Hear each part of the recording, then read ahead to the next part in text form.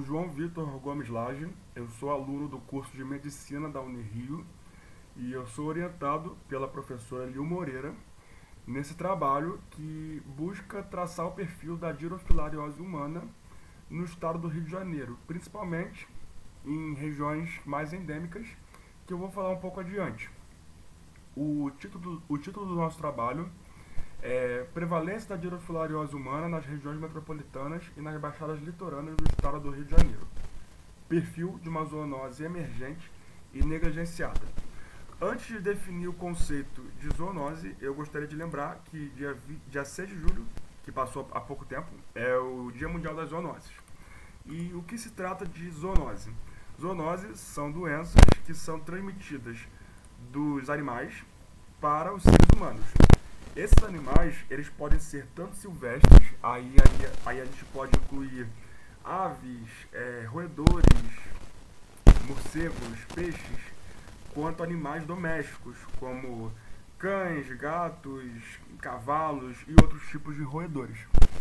As zoonoses, elas têm um efeito debilitante nos humanos, elas podem progredir para quadros bem graves, a depender de qual zoonose se trata, de que pessoa, qual pessoa sofreu essa infecção, mas a grande preocupação dela nas áreas urbanas é porque esses animais que estão em frequente contato com os seres humanos, eles acabam servindo de reservatórios patológicos.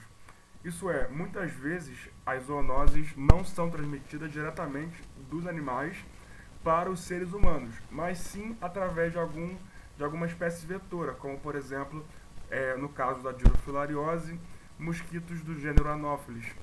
E o perigo de conviver com esses animais é justamente que eles são suscetíveis a serem picados por esses mosquitos, ou, no caso de outras zoonoses, de outros vetores, outras espécies que atuam como vetores, e posteriormente infectar, além de outros animais, os seres humanos. Falando um pouco mais da dirofilariose, o ciclo dela é amplamente conhecido. Mosquitos de alguns gêneros, mas principalmente do gênero Anopheles, entram em contato com os animais, sejam domésticos ou não, mas, por exemplo, aqui eu estou tratando de um animal doméstico, pelo contato com o humano, um cachorro, um gato, por exemplo. E na circulação sanguínea desses vetores, que são, no caso, o mosquito,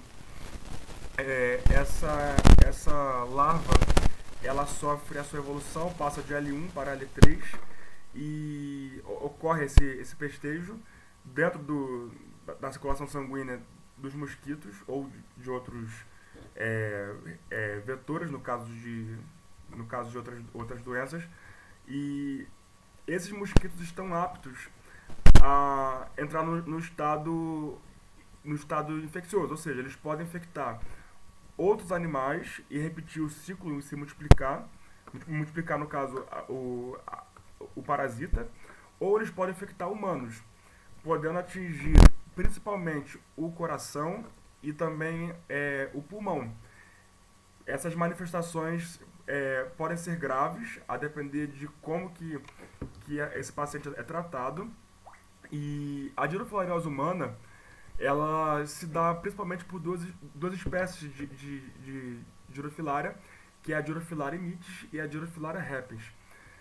Devido aos sintomas muito comuns a outras doenças, os casos de dirofilariose humana acabam sendo subnotificados, porque até devido ao grande número de pacientes, eles não são testados para a dirofilariose e acabam se curando, porque a maioria dos casos tem resolução positiva, e acaba havendo essa falta de notificação, de forma que aqui no estado do Rio de Janeiro não haja nenhum estudo se tratando da dirofilariose humana. Há estudos se tratando da dirofilariose animal, mas no caso do Rio de Janeiro só há relatos de caso. Desta forma, o nosso objetivo é traçar o perfil da zoonose no estado do Rio a partir do estudo investigativo das áreas afetadas.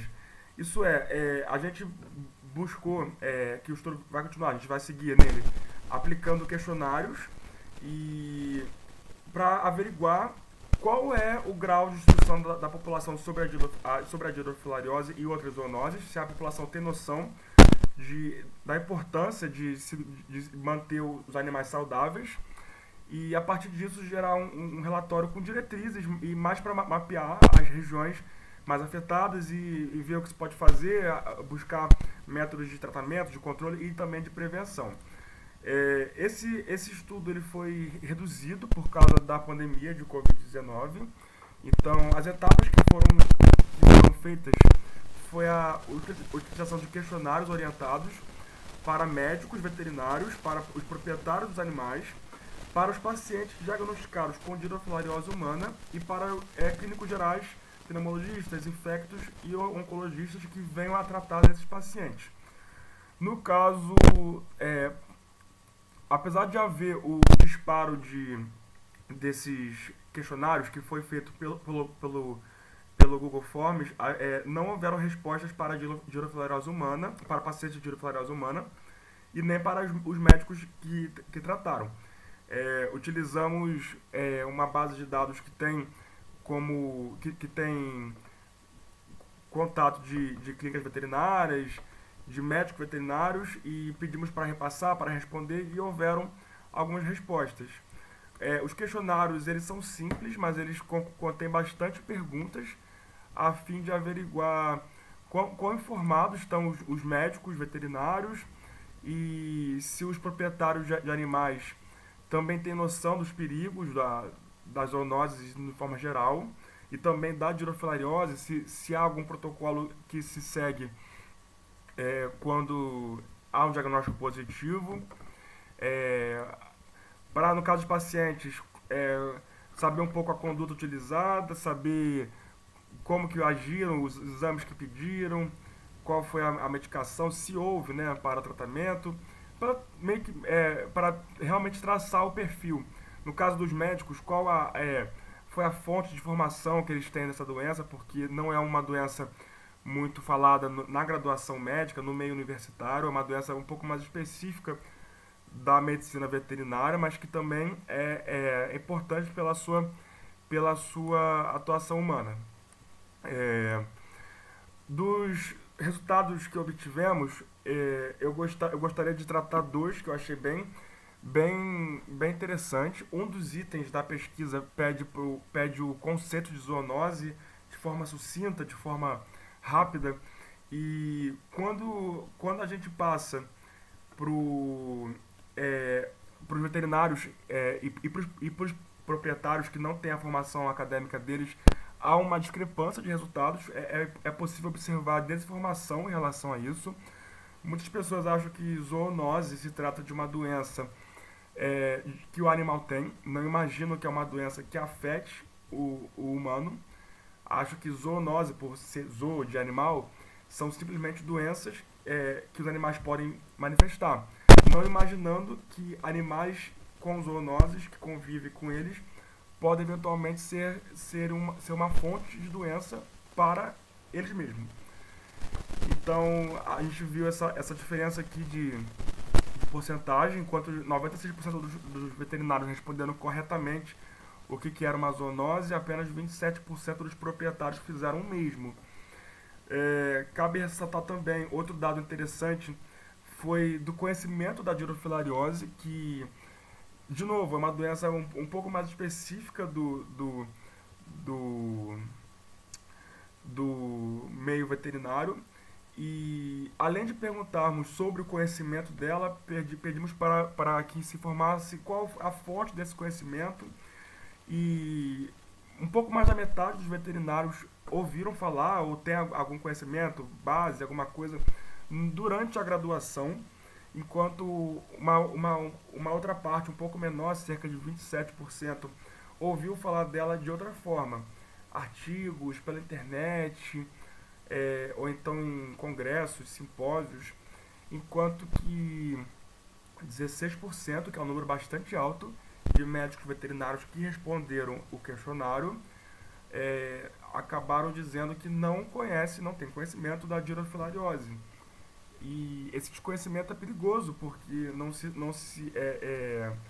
porque Esse desconhecimento do meio veterinário também gera um desconhecimento para as pessoas que não são da área. É bom salientar que a maioria dos proprietários de animais que já ouviram falar dessa doença tiveram esse conhecimento pelo veterinário. Então é importante que os veterinários conheçam a dirofilariose, porque eles acabam também sendo uma fonte de conhecimento para os proprietários. Apesar disso, 92% dos proprietários não têm conhecimento da dirofilariose, o que é um número bastante alto.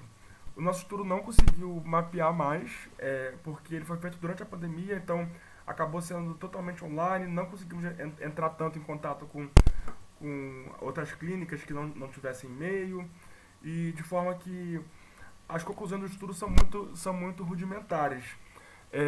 De novo, não há aqui no Rio de Janeiro estudos que tratem da dirofilariose humana. Há apenas estudos que comprovam que há sim maior quantidade de casos na região metropolitana e também na Baixada Litorânea, principalmente por causa de abandono de animais, que os proprietários de casas de veraneio acabam abandonando por não conseguir mais custear a casa, ou então precisar vender a casa, ou precisar se mudar e acaba abandonando seus animais.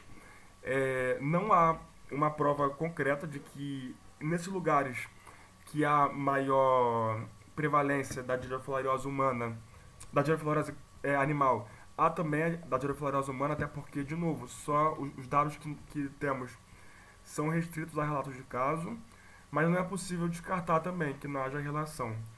Então, o estudo vai continuar a fim de se identificar casos no Rio de Janeiro de dirofilariose humana, a fim de que consigamos tratar um pouco mais desse perfil dessa zoonose que é tão negligenciada.